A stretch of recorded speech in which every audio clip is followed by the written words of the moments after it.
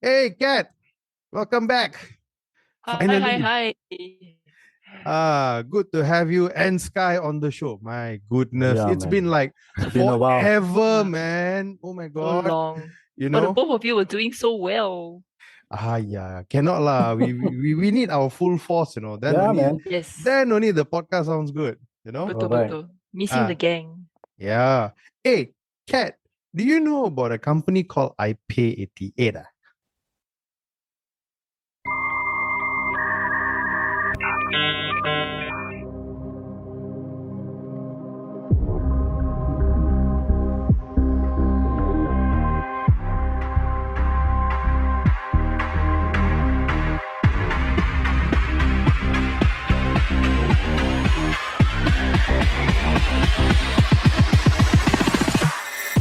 Ladies and gentlemen, welcome to SecurityLAH Podcast, Season 2.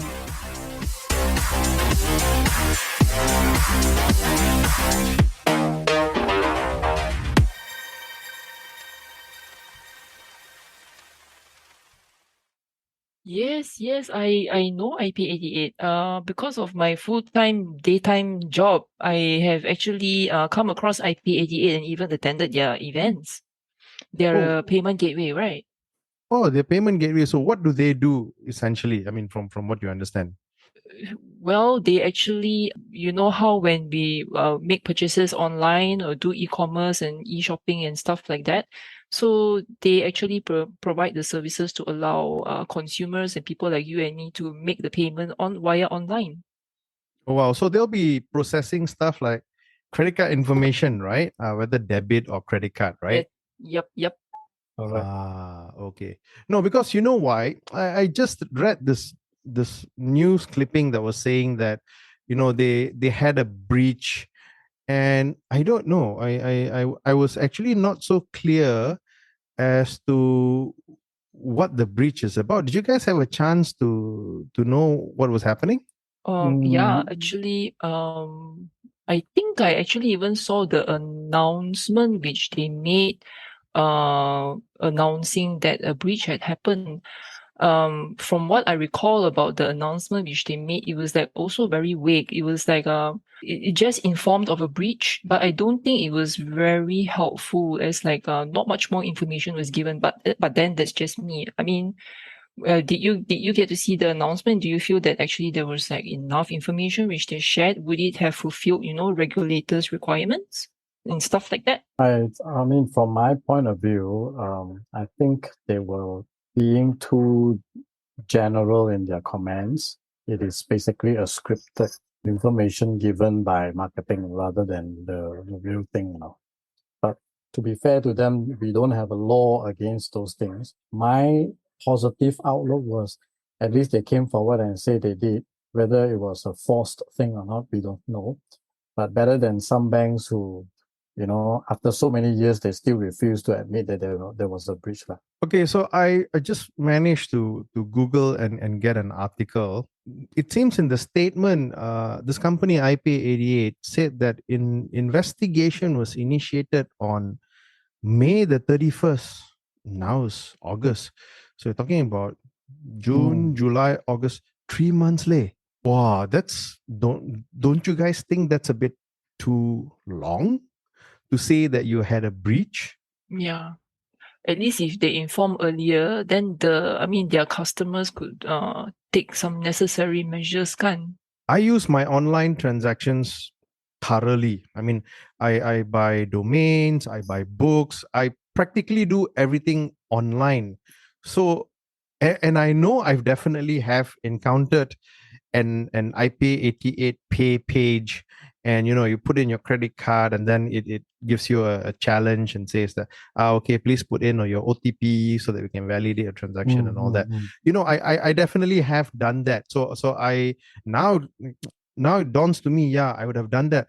But if they had a breach and they started investigation in May, doesn't it make sense for you to at least issue a statement in May to tell your customers, hey, your data can you may have been compromised, Mm. so you should keep a lookout, to actually tell the customers 3 months after. Imagine if the transaction has been done, billed 3 months ago. Now I go and check. I'm like, from what I know, my knowledge about banking process is you have 30 days to dispute your transactions, right? So if you don't dispute the transactions, it's considered final and done. And if you're going to come now after 3 months, and then you're going to come and say, oh, we are sorry, your card has been breached 3 months ago, and now I go back, check my transactions, I'm going to have a problem, say, this doesn't look like my transactions. I don't buy anything from Victoria's Secret. I mean, I'm right? So there's no reason for me to go to Victoria's Secret and buy stuff. So my card shouldn't be used in Victoria's Secret. Hello, so that's going to be a red flag for me, right? If the guy buy books in Amazon, I probably give it a miss lah, because I'd be like, yeah, most likely that's me, But the guy goes to Victoria, guy or girl or they or whomever, goes to Victoria's Secret and buys something, then it's definitely not me. Yeah. So I'm going to have a problem now trying to make this claim. The bank is going to say, look, you missed your 30-day period. The 30-day period, is it written somewhere? Yeah. It's part of your claims process. So what they do is, the way it works is, you have a billing date every month, right? So the billing date will generate whatever transactions you did before. And they usually give you 20 to 30 days to make payment without charging you interest. So during that 20, 30 days, if you have anything that you're not sure, you're supposed to raise it as a dispute. Now, here's the thing that a lot of Malaysians do not know. There's a benefit of using credit card, and there's also a disadvantage of using debit cards. So most people, what they do is they tend to use debit card because they want to limit how much they can spend. Good. But the problem is this: when you use a debit card, it goes out from your account, which means the bank will pay using the money you have in the account, right? So if someone cleans up your debit card, that means your money is gone, okay? Yeah. Credit card is a bit different. It's like a loan in waiting. So the bank carries the liability. So what happens is, for that 30 days or whatever. So if you dispute, actually you don't lose money. Bank loses money. That is why, as a merchant meaning the person who has the credit card terminal or the seller, they have to put in a deposit.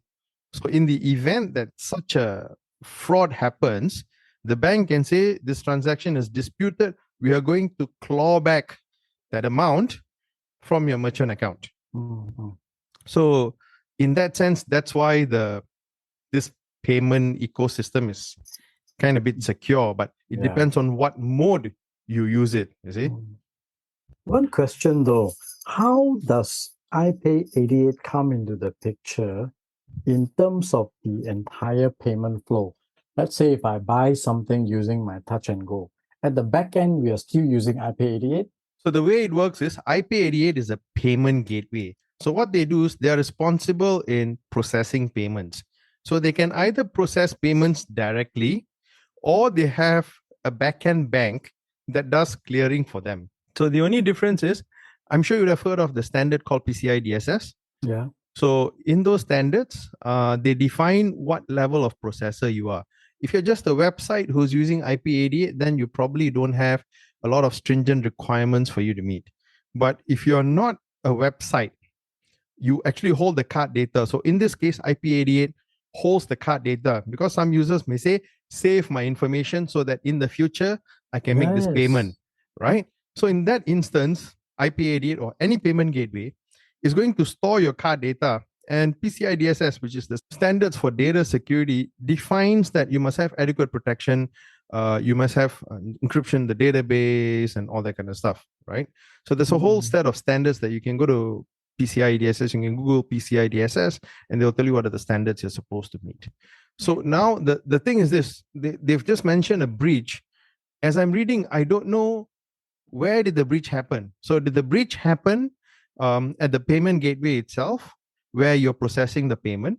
Did the breach happen at the database server where all the cards are stored? there's really nothing from the notice that was listed out. And one thing I noticed is that the official notice that's issued by iPay88, the contact details at the bottom refers to a PR agency. So it seems to me that, like what you rightfully said, it's a canned message, right? That's Yeah. not But- right. It's not right. Well, the thing is this: it's arguable to say whether it's wrong or right. It's a I mean- standard reply that Yeah. So it's a standard thing to say. We are currently looking at it. We want to know what happened. It reminds me of a couple of years ago. I think it's a couple of years ago, and FSI had a massive IT meltdown, and the same thing. Oh, we are having an IT glitch, and that's it. But the whole nationwide branch operations was down, right? So until today, we have no clue what happened, why, and we also hear, issues of some FSI, suddenly somebody account getting cleared and all that. So, there's really not much information as a customer. I have got quite a bit of information, but I do not know whether we are the right platform to share or not. No. Yeah, I think both of you have really exciting jobs because I bet you have so much insider information that Yeah. you're not able to share. Are we able to share this here? As long as you're not bound by NDA, go right ahead. If you have an NDA hanging on your head, I would suggest not to.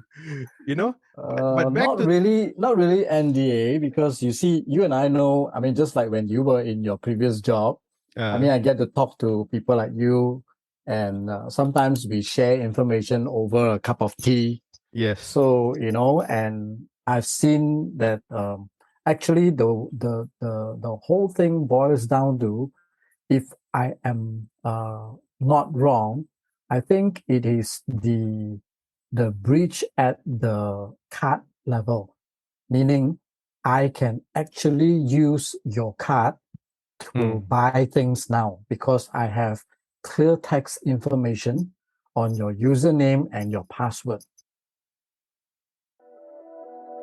Enjoying the show so far? Subscribe now so that you don't miss out on the latest episode. We are available on Spotify, Apple Podcasts, Google Podcasts, and many other platforms. Visit podcast.securitylah.asia to get the links to subscribe.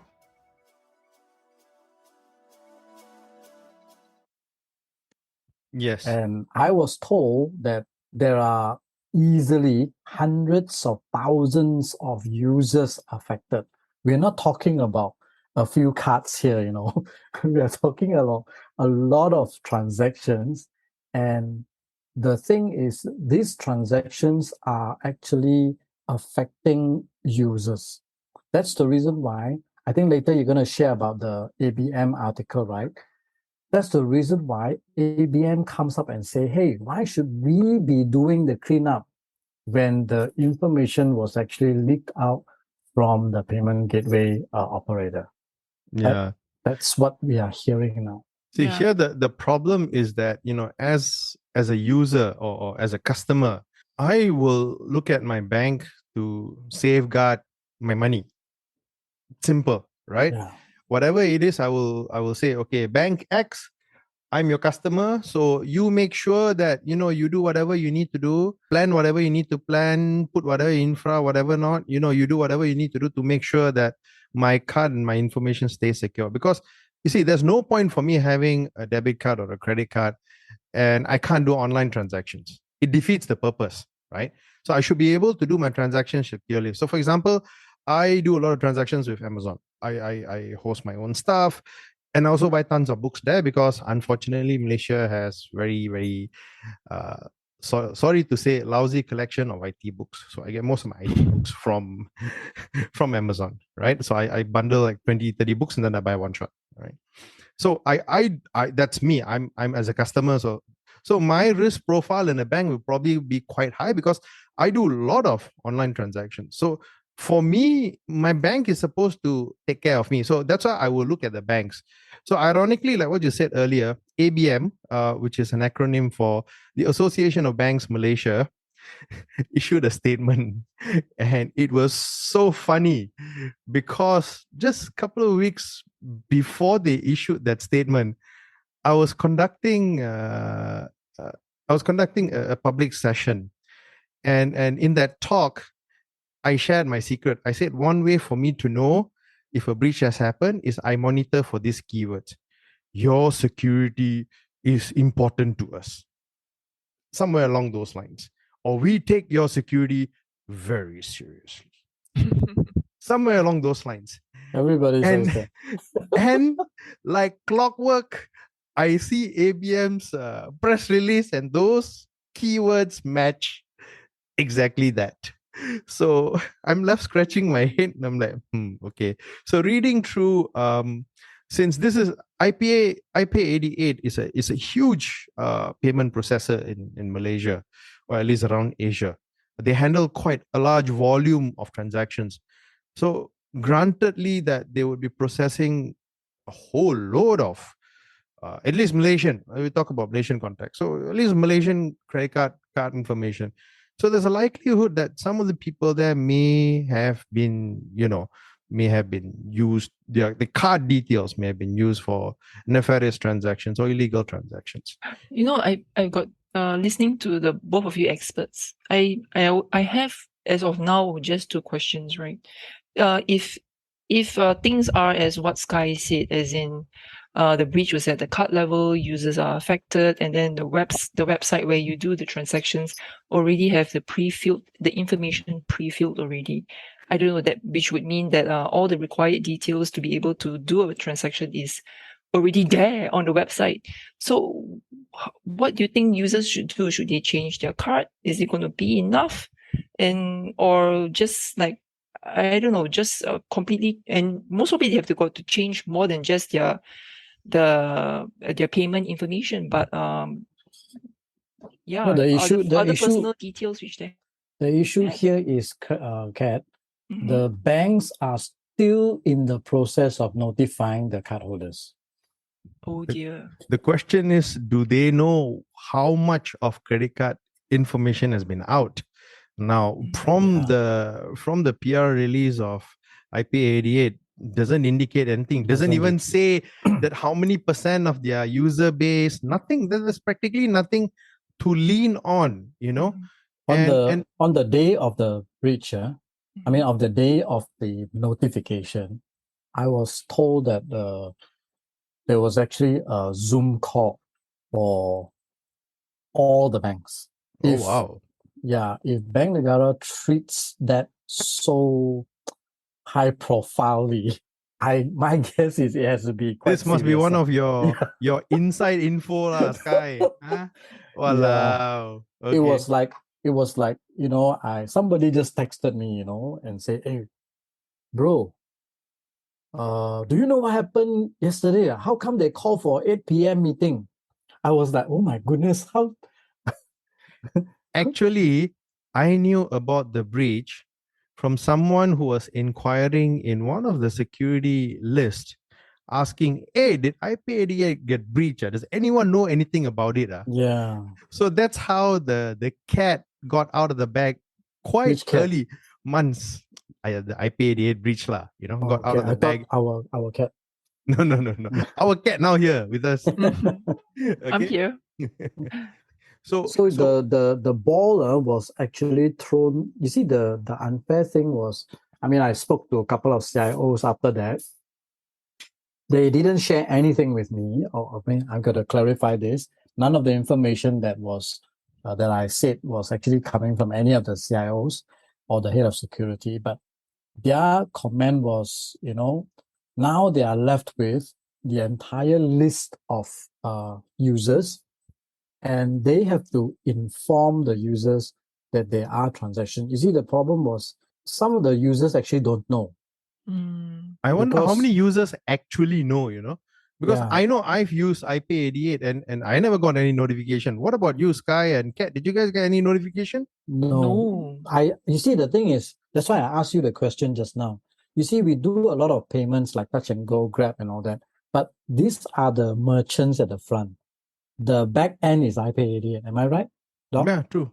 Yeah. So you don't really know, because you, like, for example, if I top up now, I don't know that the back end is actually iPay88. I'm not sure even if it is or if it isn't, but the key thing is, this is from the oven. Let me put a disclaimer here. None of the banks have spoken to me on this, all right? It's This one, just, your private secret yes, information hearsay lah. dark web lah. Okay, You know, dark whatever web. it may be, yeah. We call it grey web lah. Yeah, 50 web shades of grey web grey lah. lah. Okay lah. All right, so the transactions were very small. It is below 10 ringgit, most of them. Oh wow, then that's going to be difficult, man. Now, you That know, is because going you're to a be banker difficult. yourself, right? So, I mean, ex-banker, okay. So, That's going to be difficult. yes, because you see, if you have, don't say you have a lot of money. If you have 600 or 700 ringgit, you're not going to be looking at 7 ringgit, 6 ringgit transactions every day. Yeah, that's going to be difficult, man. Reminds me of that issue of the 1 cent Yeah. who stole 1 cent from the interest of everyone, you know. So that's going to be so difficult to know. And the thing is this, you have such a big user base for you to steal. So even if you steal 5,000 ringgit, our Malaysian population is about 32.7 million. Okay, say you take 10 million lah. Okay, safe bet 10 million.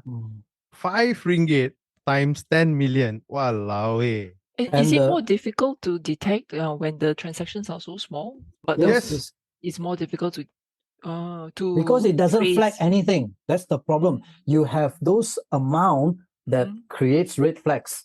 But these are so small, you don't see it. That's the issue. And the guy who does it or the group who does it, they know the banking system very well. Okay. And this is so I'm just reading this article here also, and this could be the reason why this article reports that iPay88 stated there's been no further suspicious activity since 20th of July. Precisely maybe because the transactions are so small, it doesn't flag anything up. Maybe. Most likely. Yeah, I don't even know if it has stopped or not. But the thing is, I mean, I don't want to put real figures on it, but most of the banks are affected. That's one statement I can make. Secondly, most of the affected account is actually in each bank. I'm talking about each bank is 6-digit in nature. Wow, that's a lot, man. That's seriously heavy. We're not talking about like few hundred users here. Got a few hundred users. The got a few. No, we're not talking about that. We are talking about 6-digit. Oh dear. Okay. That's a lot of accounts, man. Yeah. Seriously. So one CIO was telling me, he said, I don't even know where to start to inform. What do you want me to say? Because you see, as a user, when somebody calls you and say, Kat, I'm sorry to say that there has been like 26 transactions in your account of 6 ringgit each that has been fraudulent. Now, the first thing you do is you scream. Because why? Like Doc said just now, you're supposed to be protecting my money, I don't care what happens at the end. My money is with the bank. You return the money, that's it. So the ball is actually at the bank's feet, Yeah. But here's the thing, you see, I mean, clone cards and all that is not something new to the banks. And I'm talking about 20 years ago, I was using a foreign bank, not a Malaysian bank. And they just call me one day and say, sir, we believe that your card has been cloned. We're going to send you a new one. No further message, nothing. I checked my bill, everything was in order. So if you ask me, the technology existed long time ago. I'm sure now it shouldn't be much of an issue for them to actually track and block those kind of transactions. So yeah. So the banks can't detect, they can't track. Thanks for joining us this week on SecurityLAH. Make sure to visit our website at securitylah.aysian, where you can subscribe to the show in iTunes, Spotify, or via RSS so you'll never miss a show.